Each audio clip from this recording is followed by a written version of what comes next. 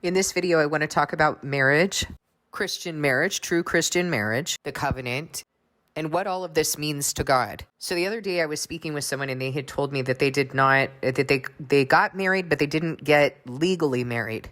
And they respected my opinion and they wanted to know, is this considered a real marriage in God? And they had their personal reasons for not getting legally married. You know, they don't trust the government, and I can't necessarily say that I blame them. And yet, if that's what God required, that's what I would say, that's what you do.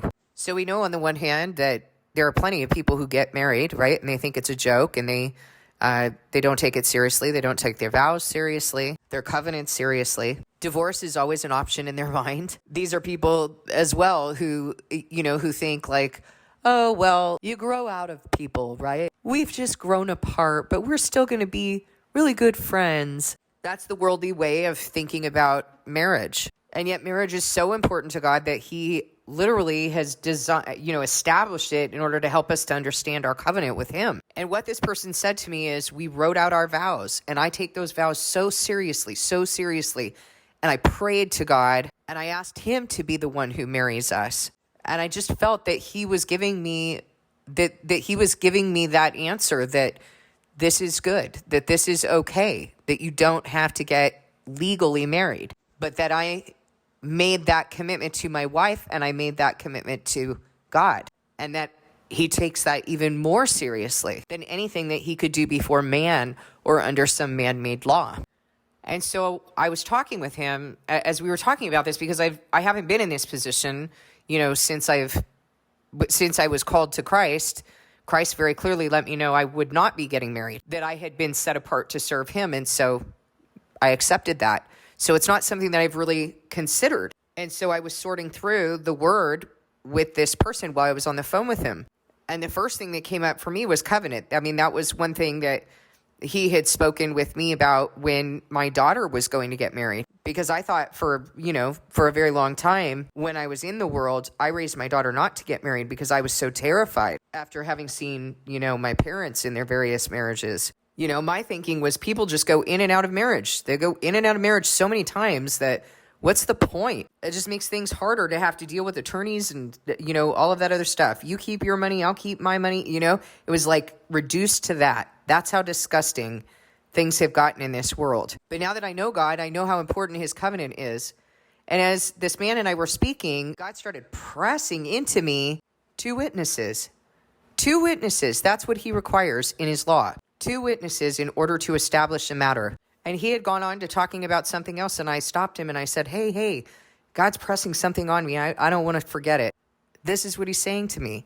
Two witnesses. There's got to be two witnesses in order to establish a matter in God's court. Did you have two witnesses? Well, no, we had the person who officiated, but I asked God if he would be the one to officiate, if he would be the one to truly officiate that wedding and bring us together. And I've kept my vows, and I believe in my vows, and I believe in the covenant that I made with my wife. And I believe that God has blessed our marriage. And I believe that our marriage is real under God. And I believe that God was that second witness. And I was reminded of when Christ said, was talking to the Pharisees and they were saying, you testify to yourself and this and that. And he says, no, there's one who actually testified to me. John the Baptist testified to me. Not that I need human testimony, but there is one who testifies to me, and God testifies to me. The Father testifies to me. And I believe that's true in the case of this man and his wife. And the Spirit led me to start asking him questions like, in order to understand what was in his heart, because remember, that's where your covenant is. Does it matter that some counterfeit church printed out a certificate of baptism for you? Does that mean you're in the fold now? Does it matter that all of my counterfeit Christian friends, after I got baptized in their counterfeit Christian church, that they gave me cards and said, welcome to the fold, whatever that means? I mean, you get dunked underwater, it doesn't mean you're in the fold. In fact, it doesn't even mean you're in your covenant. Counterfeit. It's counterfeit Christian language. And so the Spirit led me to try to understand, so what's going on in your heart? Is there any part of you that has any reservations? Do you think because you don't have a legal marriage, it'll be easier if you need to get divorced or you need to divide assets or, that sort of thing? Are there any reservations? And he said, no, not at all. Well, that covenant is in your heart, and that covenant is made before God and it's made with God. And God is the one who judges the heart. He is the one who judges based on internal standards rather than external standards. And one of you might say to me, well, God also tells us to obey the laws. There's no law that's broken. Just because someone decides not to get married under a man-made law, no law has been broken. Like, there's not a legal mandate that if you want to be married, that it must be done under the law. You just aren't recognized under the law, man-made law, as being legally married. But you may, in fact, be more married than anybody under the man-made law. So I encourage you to pray about this. Those of you who are in situations where, you know, God called you and you were with someone, you were already living with them, already have children with them. I encourage you to pray about this. And I encourage you to pray about certain things like, well, is it important for us to get legally married?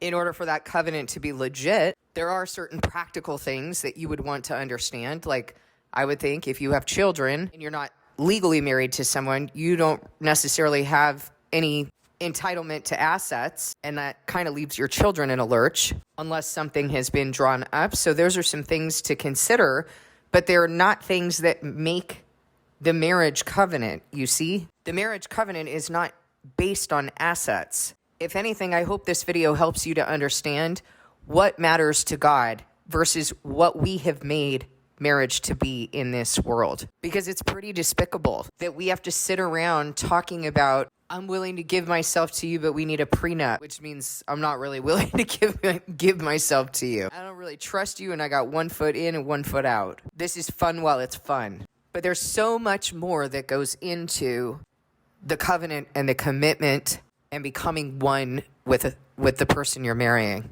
And I was actually corrected in the last couple of days by God, because I do know someone who is not married but has children, and when this person was called, was already living with the parent of their child.